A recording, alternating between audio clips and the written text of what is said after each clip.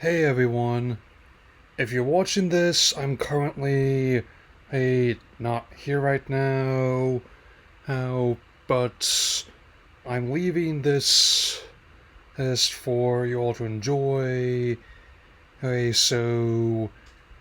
things are gonna be scaled back a bit going forward, how does the review, so just keep that in mind.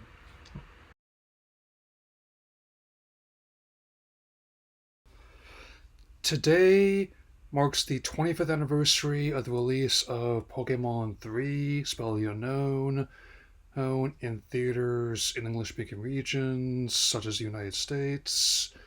And as part of my 30th anniversary celebration of the entire franchise, it's only fitting I do this, as I did with previous two ones.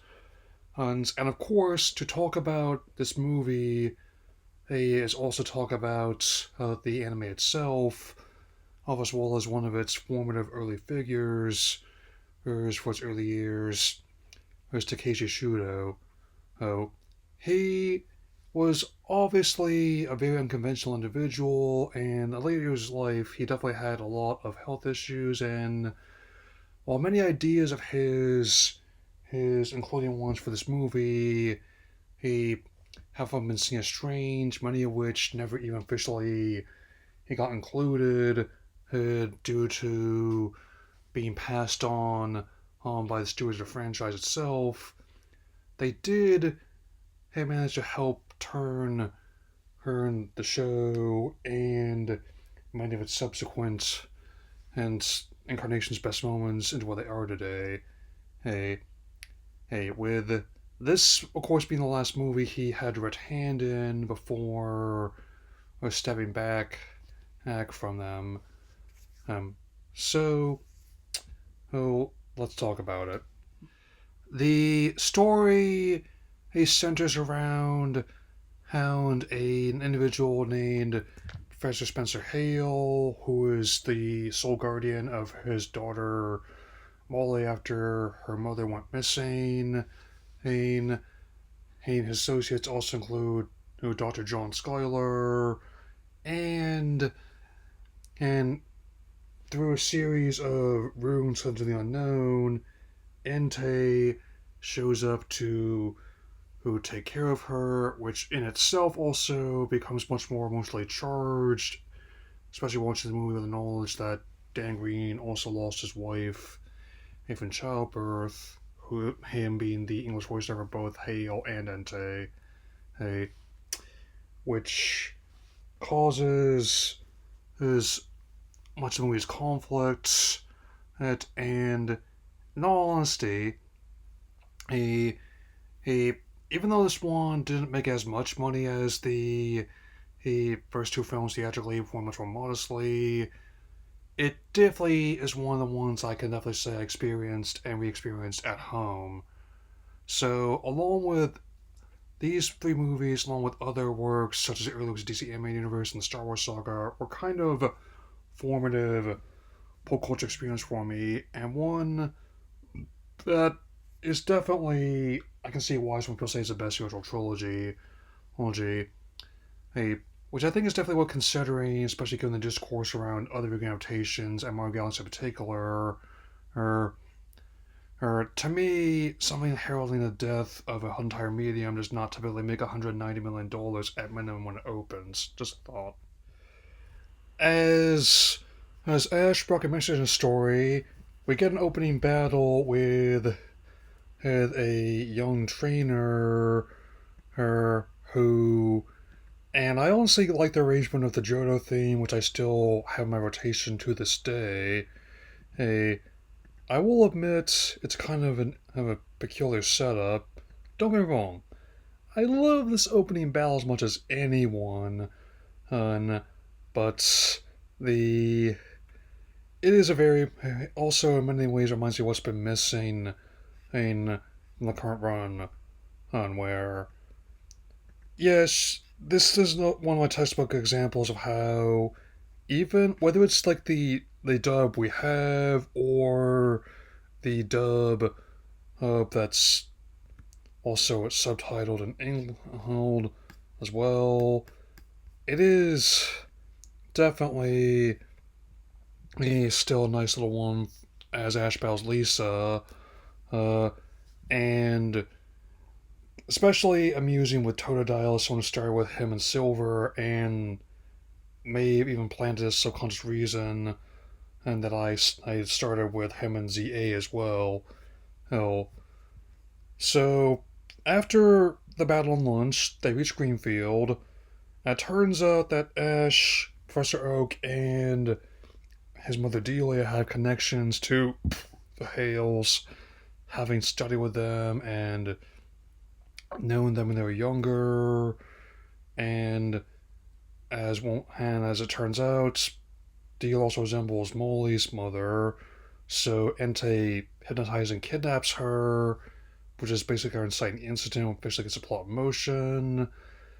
And more so, Charizard, who's portraying Charizard Valley, actually sees the reports on what happened, because conveniently, a a a, a Charla and her partner had the TV tuned to an exposition news station, and and the battle scenes are actually quite solid, to be frank, and they do some creative things with how Entei gives his Molly so many these particular powers, and further looking back at this movie, he on how Team Rocket reacts to the unknown, Meowth pointing out that look like alphabets without a soup, with James adding he hasn't seen so many strange letters since the last time he plays a personal ad. Well, what do you expect from MusicMatch.com, James? Admittedly, even as someone who had not yet seen Charles Burning Ambition at the time behind this movie came out, I definitely enjoyed how the movie handled all the Bond Swing partners, and in a way, hey, Ash keeping his promise from the last movie about seeing a little bit closer to home in many respects.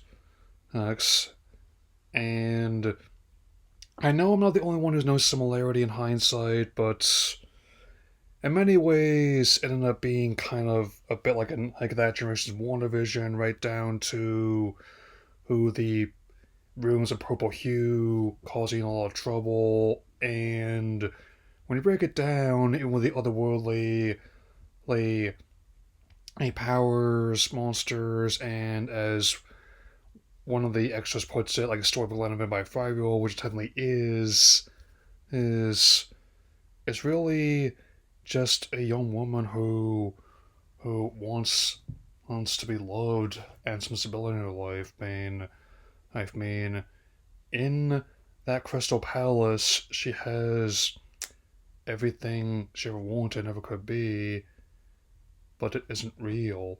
I mean, and Molly accepting that is basically the crux of the movie's conflict. That and and I definitely can say that it, much like other ones the same banner, also or how other people actually find out at home, it definitely kind of has that kind of got similar kind of place in my closet picks as it would someone like say like the Iron Giant or a Batman Mask with a Phantasm. Obviously not necessarily one of my two is those whose, for what some may deem like a fluff video game adaptation, either then or now, could actually provide I'd much more than one thinks to help provide some not only entertainment but also some stability into one's life. And the restoration I have of my Blu-ray copy as part of this collection, and it's definitely one I wasted no time picking up, man. And even though there's some unpleasantness regarding like the narrator of the Japanese narrator of the Pikachu shorts, I mean, so it can't be hasn't been legally shown for a while. It's not hard to find online. The Pikachu and Pichu short, to be specific. As for the ending, and some of the statements made by the executives at the time, at a basic level as one of the kids actually had to sometimes be physically led out of the theater, or I can definitely say you might join like the first in, last out club for Mario Galaxy. He and the and I even though I don't entirely agree with the rationale, I totally understand why. This was obviously before or or a little company called Marvel had this crazy idea to make a whole cinematic universe of comic comic characters and deliver it, deliberately put in little tidbits in the credits just to make audiences stay longer, whether it's setting up a fight against a major villain, or just having everybody celebrating their victory with shawarma.